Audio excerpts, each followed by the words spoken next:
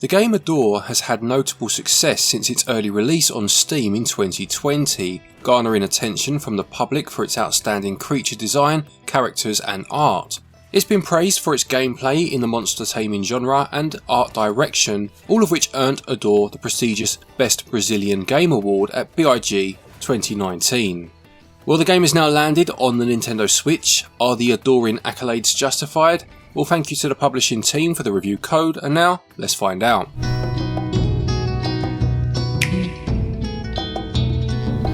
The story takes place in the world of Gatordrick. The god of creatures, Draknar, has passed away, leaving all of his creatures under a curse that is taking control of them. However, Luca, an apprentice of the worshippers, holds the last hope as he feels a flame within himself. Luca sets out on a journey to revive Draknar and defeat Ixar, the demigod of the End. He will uncover many secrets of this vast and enigmatic world, whilst also discovering that there may have been more to Draknar's death. The story unfolds as you spend time exploring and carrying out quests, and although it seemed a bit obscure in some parts, the way the narrative and presentation are delivered really does help engage the player in this enchanting and forgotten world. In terms of gameplay, this is a powerful combination of isometric views, monster taming and role-playing mechanics. The village serves as a crucial hub from which your character can receive quests from various NPCs. Once you finish the tutorial, Luca begins the game with a creature of his own. Things operate similarly to using the Summoner class in the Diablo series. Each of the 4 monsters under your control are assigned to a face button. Pressing and holding the corresponding button briefly allows the player to control the monster before it vanishes. The number of monsters you can summon at once depends on Luca's stamina and equipped artifacts. Each monster has a special gauge that fills up over time, releasing their unique moves when full. There is also a cooldown effect to keep in mind. When encountering beasts in the game, capturing them is possible through a unique method. By holding down the L button, a distinct area of effect will emerge, and remaining within it is crucial for successful tethering until the capture area is full. Each monster has its individual area of effect, and capturing them becomes easier as their health decreases. To capture these monsters, players require particles, which function like Pokeballs. These can't be purchased and must be found within the levels. There are 3 different tiers of monsters to collect, with each tier requiring more particles for their capture. Moreover, there are also blessed and super blessed variations of these creatures that are tougher to beat and have distinct visuals. Winning the battle may seem simple, but it requires a great deal of strategy and planning. The enemies provide a warning before attacking, so it's best to dodge their blow and retaliate with your own. While overwhelming the enemy can be effective, it may also cause harm to more members of your team. If your beasts are defeated, they won't faint, instead they become cursed and start to share your health. This is an ingenious mechanic because how far you progress through the randomly generated levels depends on how cautiously you summon your team. Your creatures work better together and can create synergies between them when one of the 5 essences equipped on one creature and a team member of the same element is present in your party. Your beasts also level up and have small skill trees to invest in new skills. Areas open up once the room is cleared, and items and coins can be found as well. There are even ingredients that you can carry back to cook powerful dishes. It has been previously stated that Luca can transport up to 4 creatures, with any newly acquired beasts automatically sent to the stable in the village where they can recover from any curses afflicted upon them. The storage capacity for captured beasts is extensive, however the enlistment pool is limited. Obtaining fragments will expand this enlistment pool, allowing for more captured beasts to be utilised. Quests are issued by the village folk and vary from activating totems to defeating specific enemies.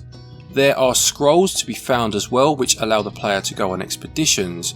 These are high risk, high reward, long quests, and I especially enjoyed these as they were a great way to gain money and resources, as well as encountering blessed and super blessed creatures. On the whole, I really did enjoy the gameplay here, although one criticism that I would emphasise is the scarcity of healing items. Coupled with unpredictable levels and enemies, this can cause you to become quite overwhelmed at times.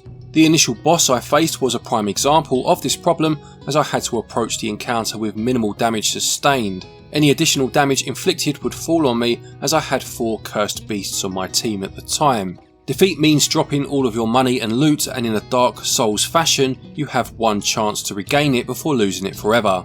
It took many attempts, but I eventually triumphed, although having access to more healing items would have made this a bit less frustrating.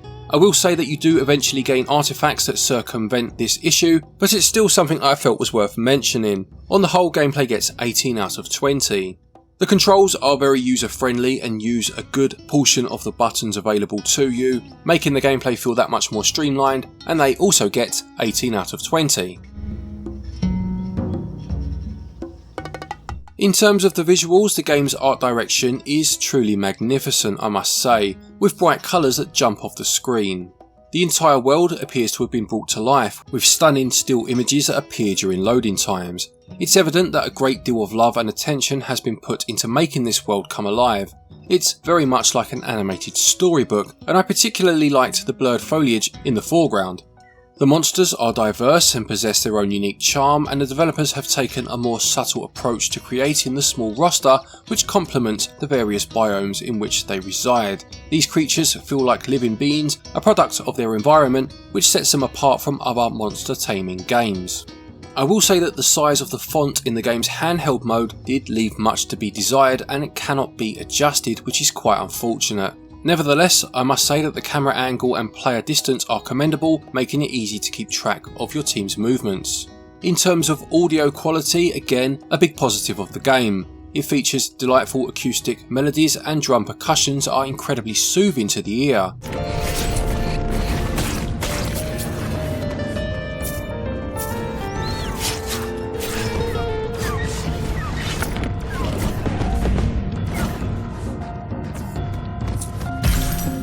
Additionally, each creature has its own unique cry, which sound remarkably similar to those of real-world animals, thereby enhancing the game's authenticity. There were a few instances of audio skips when I ventured into new areas, although they didn't significantly detract from my overall experience. Visuals do much to bring the game world to life, although that text size is a negative, and on the whole they get 17 out of 20. Audio certainly complements the gameplay, and I did really enjoy how it brought the creatures to life. It gets 16 out of 20.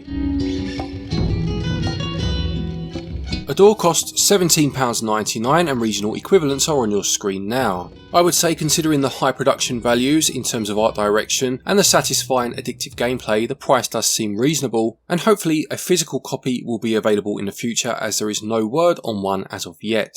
Value scores 16 out of 20.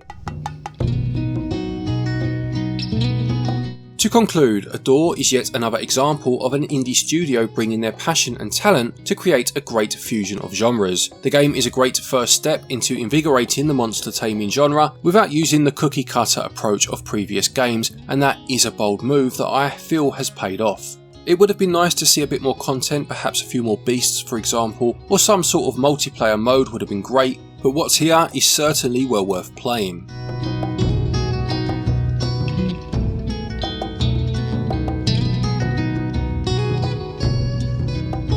Adore gets a SwitchUp score of 85%. Thank you everybody for watching this review, I hope you enjoyed it. Please do remember to leave a like if you did. Thank you to Azdin over at Glen Bolger Games for writing this one for us. Please do check out his channel, there'll be a link to it in the description. And don't forget, if you are looking for eShop credit to pick this one up, you can get your eShop cards via our website, switchup.gg. Doing so will earn you 5% of your purchase price back in cashback through our SwitchUp coins, which you can then use against a future purchase. And you can also get a further 5% straight discount at the minute if you use the code SwitchUp. There's also a link down there to Play Asia. If you're looking to import any games, use the link, use the code stated, and you can get yourself 5% off of your order from there too. A quick thank you to our patrons and our channel members for your continued support, and to each and every one of you for watching our videos. Take care, and until next time, happy gaming.